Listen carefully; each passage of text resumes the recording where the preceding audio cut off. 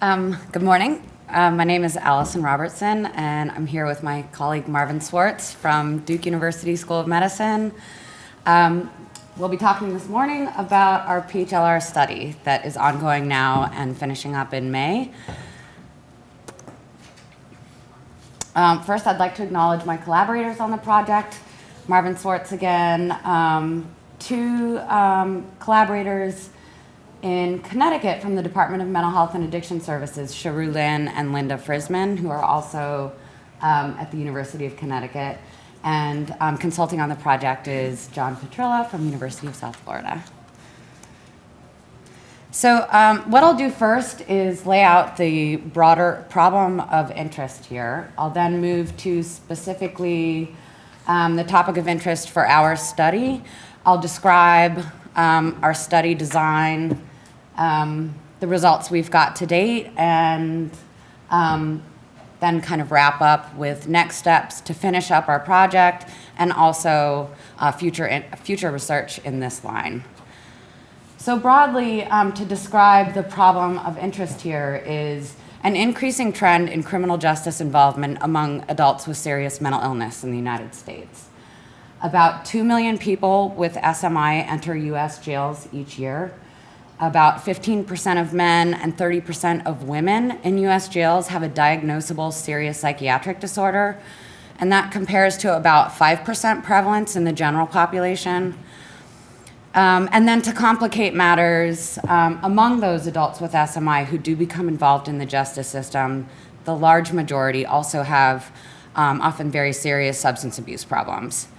There are a variety of suspected reasons why we're seeing this increasing trend in people with mental illness entering the justice system. And I think two of the leading suspects for that are the deinstitutionalization of psychiatric hospitals over the last several decades, and also trends in harsher drug sentencing. So a growing policy response to this problem have been the development of court-based jail diversion programs, which effectively identify people with serious mental illness and offer them the opportunity at the time they're coming into the system, offer them the opportunity to get off of the prosecution pathway and instead into an agreed upon court-planned treatment plan in the community. There are many programs throughout the U.S. Operating in most of the states, and they use various program models. Many use mental health court models, which are similar to drug court models that some of you might be familiar with. There are other approaches as well. But common criteria for these programs often include having a serious mental illness diagnosis versus milder disorders, so often schizophrenia, bipolar disorder, and major depression. Many exclude felonies, most exclude violent offenders. And there needs to be some indication in most cases that mental illness was a contributing factor in the referral offense as kind of a determination of suitability for the program. And then finally, that there is demonstrated willingness on the part of the prospective participant to comply with court-arranged treatment plan. So there's been quite a bit of research done on jail diversion programs over the last 10 or so years, and I think generally studies have found that there are significant reductions in recidivism associated with jail diversion programs. While significant, though, those improvements are often modest. And evidence is still lacking on which program components specifically can be predict successful diversion. Is it the access to treatment services? Might it also be, or instead be, a legal mechanism that's uniquely working to engage participants and promote their success? So I'll say now a little bit about Connecticut's jail diversion program. Connecticut is one of two states with a statewide diversion program that's very innovative. Community mental health clinicians that work for the Department of Mental Health and Addiction Services, I'll call DMIS from now forth, are based in the courts 3 to 5 days a week, depending on caseloads, and work with court personnel to identify and divert eligible adults with serious mental illness. There are some reports among the diversion clinicians that judges in some cases will opt to have the prospective program participants stay in jail for some short period of time before presenting them with the formal offer to be diverted versus continuing on to prosecution. So you could, there's a variety of perspectives on that legal practice. One could be kind of in the general scope of therapeutic jurisprudence, that may work to enhance the person's motivation to really get with the program and ultimately help them enormously by avoiding a criminal conviction and potentially protracted jail sentence. Kind of on the other end of the spectrum, one could argue that as a purposeful legal practice is counter-therapeutic, entirely inappropriate for people with serious mental illness and potentially very traumatizing. So that really motivated our study questions for this project, and that is to understand the extent to which those brief jail stays, as compared to being diverted straight into the community at arraignment. The extent to which brief jail days before diversion further reduce the use of crisis-driven health care after diversion, so psychiatric hospitalizations and emergency department visits, the extent to which they further reduce recidivism, and the extent to which they might improve cost-effectiveness of the program. So our study has two primary parts. The first is a set of quasi-experimental analyses using merged administrative records from Connecticut's public behavioral health and criminal justice systems for all the adults with SMI who participated in the jail diversion program anywhere in the state for fiscal years 2006 and 2007. The second part of the study was really my undertaking a site visit to Connecticut, doing direct observations of court proceedings, and also conducting a series of informal, semi-structured interviews with key jail diversion and court personnel. So for our quantitative analyses, we have a set of outcome variables of interest. These first two really are outcomes that we'd like to see improvements in. They relate to treatment adherence, so psychotropic medication adherence and use of targeted outpatient treatment services. The next four are really outcomes that we'd hope to see reductions in. So psychiatric hospitalizations and emergency department visits, also rearrests and reincarcerations after having been diverted. Our independent variables, of course, our primary variable of interest that we constructed in our models was designed to measure this jail first condition as compared to those who were diverted straight to the community. And then we included a set of covariates to control for their influences on the outcomes as well. Those include primary psychiatric diagnosis, whether the person had a co-occurring substance abuse diagnosis, and also things relating to their recent treatment services use and recent offending history before having been diverted. So our quantitative analyses were really also kind of two-step. The first, we used propensity score matching, which is a method in which to kind of effectively simulate a randomized study design. And we identified first the people who had this jail first condition during those 2 years, and then used propensity score matching to identify the best possible balanced comparison group of people in which to analyze them in our models. Once we had that established, we then ran a series of multivariable models to estimate the effect of the jail first condition on recidivism and crisis-driven service use.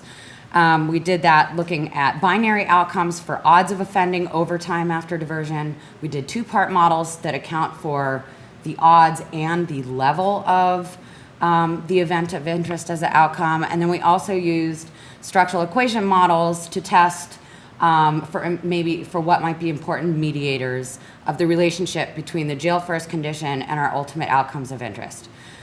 I'll say a little bit more about those when we get to them. This just gives a quick look at the study sample and their distributions. You can see we had 102 people each in jail first in the no jail group. And the propensity score matching did a good job of balancing them, where there are now no statistically significant differences between the two groups on all of these available measures. Average age about 35, close to 2/3 male. About half of the participants were white, a quarter African American, a quarter Hispanic. About half and half had a primary diagnosis of schizophrenia or bipolar disorder, and the large majority not surprisingly, also had dual substance abuse diagnoses. Here too we see what was going on with their treatment service use and criminal justice contacts in the months leading up to their diversion event. About, ranging from 30 to 50% had some outpatient treatment service use in the 3 months before diversion, and about 30% had some criminal justice contact, so either an arrest or at least 1 day in jail in the time leading up to diversion. And about 20 to 27% had a felony arrest for their index or referral arrest that got them into the diversion program, and the large majority were misdemeanors. So here I'll go over, present a few of our models. We did several, and I'll show just a couple today. This first set of models was really to look at the effect of the jail first condition on treatment adherence in the 6 months after diversion. We looked at both psychotropic medication adherence and targeted outpatient treatment service use. What we found here was that individuals with that jail first condition were more likely to have better improvements in medication adherence over time after diversion, and also more time with good adherence. We then did a series of models looking at various combinations of recidivism as an outcome and crisis-driven healthcare service use as an outcome. These two models I'm presenting today are for reincarceration after diversion and psychiatric hospitalizations after diversion. What we found here was that there were no statistically significant differences in the probability or level of post-diversion incarceration or hospitalization between the two study groups. What we also saw in the models, though, when we included post-diversion treatment adherence as an important covariate that would predict reincarceration or hospitalization, was that on average, people with good medication adherence were less likely to go to jail and spend fewer days there when they did. We saw similar patterns for outpatient treatment service use, and then also kind of the same pattern as psychiatric medication adherence related to psychiatric hospitalizations. People spent fewer days hospitalized if they had better medication adherence.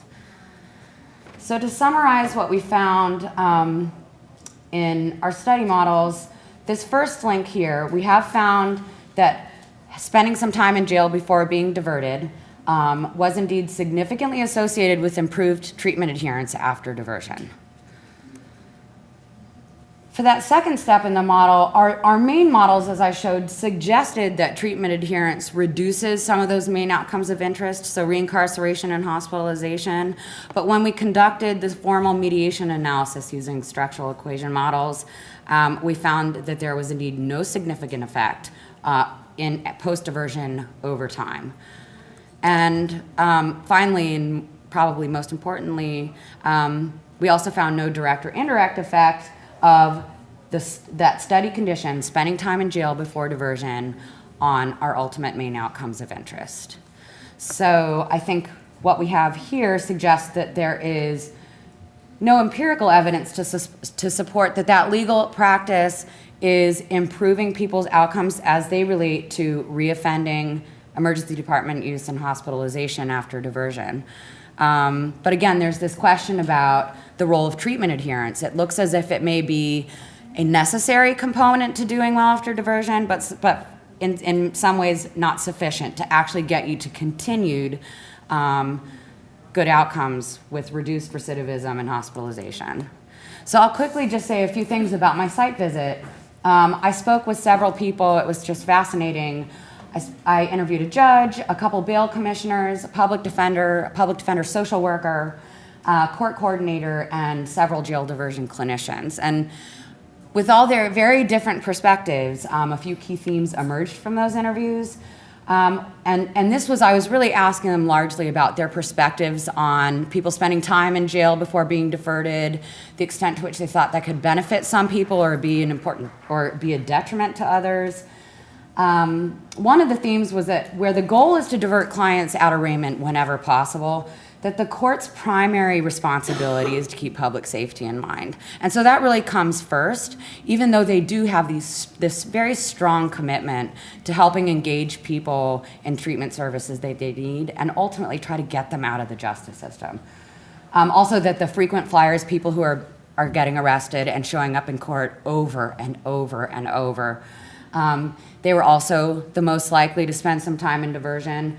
And then finally, that what I heard from everybody really was that substance abuse is just this insidious problem that just keeps people from, being able to do well often. And that a lot of times people coming in are acutely high. They are generally unstable from maybe living on the streets. And so the need for detox and general stabilization is also a reason that people will spend time in jail first before they can even communicate with a person well enough to have the conversation about offering the opportunity to join the diversion program.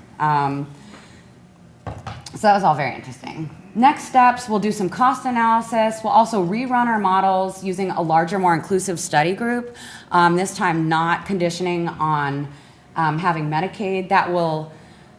To do that, we won't be able to look at the role of psychotropic medication adherence. We can still look at targeted outpatient treatment service use, but that will increase our sample and allow us to look at do some moderator analysis too, and look at important subgroups that the jail first condition may be working uniquely in.